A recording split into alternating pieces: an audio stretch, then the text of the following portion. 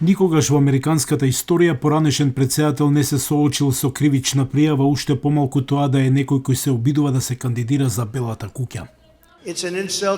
Тоа е навреда за нашата земја, бидејќи светот веќе ни се смее.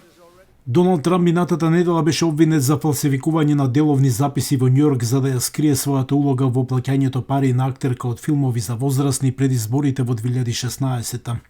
Една недела од објавувањето на обвинението, Трамп собра $12 милиони од донации во кампањата, што укажува на тоа дека кривичните обвиненија може да му бидат корисни, барем на краток рок.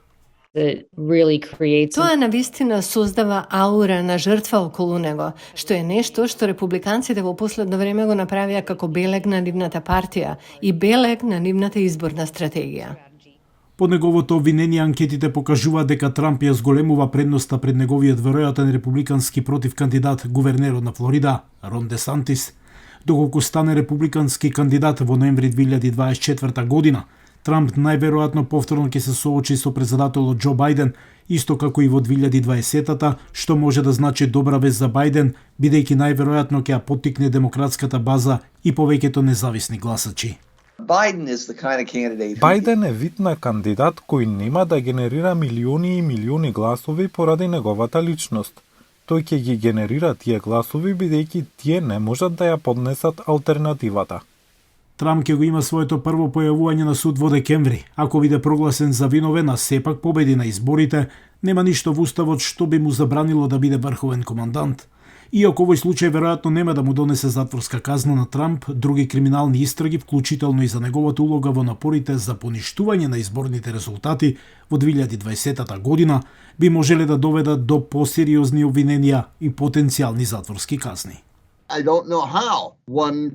Не знам како некој може да биде ефикасен како председател на Соединетите држави додека е во затворска ќелија. Но нема ништо во уставот што би спречило некого да биде председател на Соединетите држави и да биде затворен во исто време. Но за избори не одлучуваат само личности. Освен економијата која изгледа е попозитивна за актуелниот председател Бајден, постојат прашања кои ги мотивираат американските гласачи.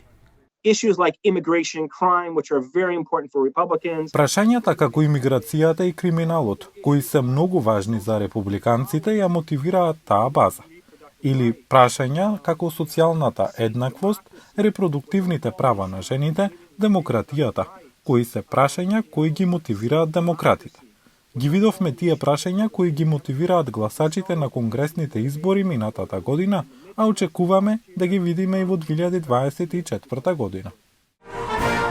Бајден официјално не објави дека ќе се кандидира за реизбор. Веројатно ќе го направи тоа кога нема да мора да го дели политичкото внимание со Трамп.